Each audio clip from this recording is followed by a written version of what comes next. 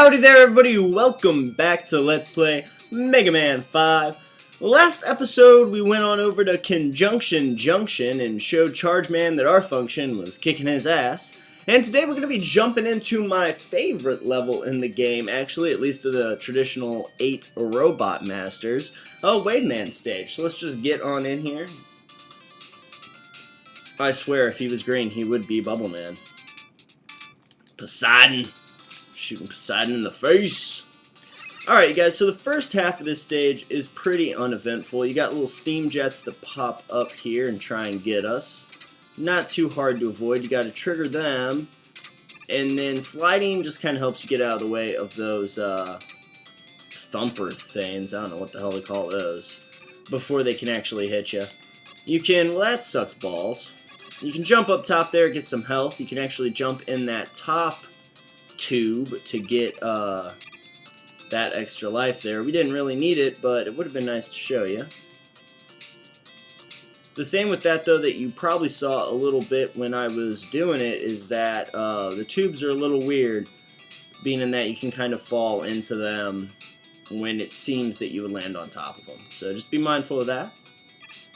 We're about to get to the reason why this stage is my favorite, because obviously it's not too exciting right now. Nothing's really coming to get us. But first we have to do a really original little bit that, I mean, it only lasts a couple seconds. But this part of the game is really, really cool with the bubbles.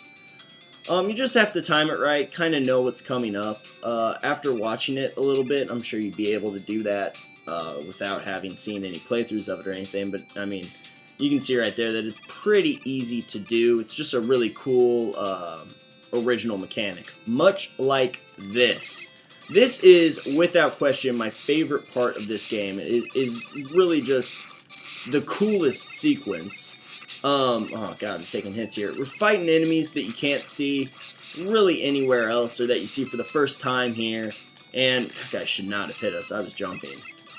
So they're gonna drop life and items and stuff like that, so it's actually pretty nice. We can recharge a little bit, but there's just a lot that's going on. There's a lot that's coming at us all at once. And there's also a little mini boss fight here with this goofy green gopher guy. He's gonna shoot these little things at us. We want to just stay down here until he does, because they will track us and fall around the screen just like that. Show you that real quick. But yeah, he's not too hard to hit. Obviously, that green panel is the easiest spot to shoot on him. Now, it might be tempting to stay back towards the back to avoid these dolphins, because they'd be easier to hit after they hit the ground. But then these Sniper Joes would be able to just spawn right on top of you and you'd take a hit anyway. So that's pretty dangerous. The other thing that you definitely want to pay attention to is that the letter in this stage is actually going to be up around the mountains here, so we definitely want to be on the lookout for that. It can be kind of tricky to find or to get if we don't expect it there. If you don't know that it's there, if you don't see it coming, it can be kind of hard to grab. So definitely be aware that it will be there in the stage. And there you go. Not too bad. We took a lot of damage. We might not be able to kill Wave Man just yet.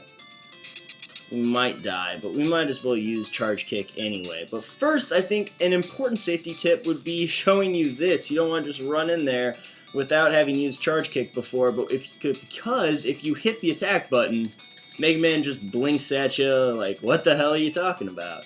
What you need to do for this, what the Charge Kick actually is just a powered up slide that damages your enemies. So you're just going to have to do the slide command, which of course is down and jump. And that'll just launch into the little slide animation, but you'll have a nice little kick of power going on as well. Now, Wave Man, you dick. Oh man, yep, he was invulnerable right there. We shouldn't have slid into him right there. Wave Man can be a little tricky if you're using the Mega Buster, because those waves that he shoots up actually act as shields against your shots. So you can be a little hard to take on if that's the case, but otherwise, as you'll see here, it doesn't even really matter if you take hits or not. And of course, I mean, that little shield is working right now too, but I mean, just the amount of life that damage that he takes, and he's just really a punk. You go in with full health, and you're going to demolish him every time. Like, no problem. We were trying to be a little sneaky that first time, try and get out here without losing a life, but that obviously didn't work out for us. But pretty eventful. I mean, you just got to be mindful of some of his attacks if you're using the Mega Buster, but he's still pretty easy to take on that way as well. Just jump over that harpoon, slide under his jump, get one hit off, and repeat, and you should be able to take him out with the Mega Buster fairly easily. And there you go. We have defeated 7 of Proto Man's 8 Robot Masters, leaving us with just Starman left to take on. And we'll be doing that tomorrow and acquiring the last letter in order to unlock B. So that'll be pretty exciting. We'll also be trying to sort out what's going on with all this Proto Man shenanigans and, you know, just getting to the bottom of the whole scenario we're facing in Mega Man 5. But I want to thank you guys for watching today's episodes. Thank you oh so much for sending that view my way. If you enjoyed this episode, you can always go right on over to my channel and check out some other Let's Plays that I have there. But even if you don't do that, I want to thank you once again for watching this episode, and I will see you guys tomorrow.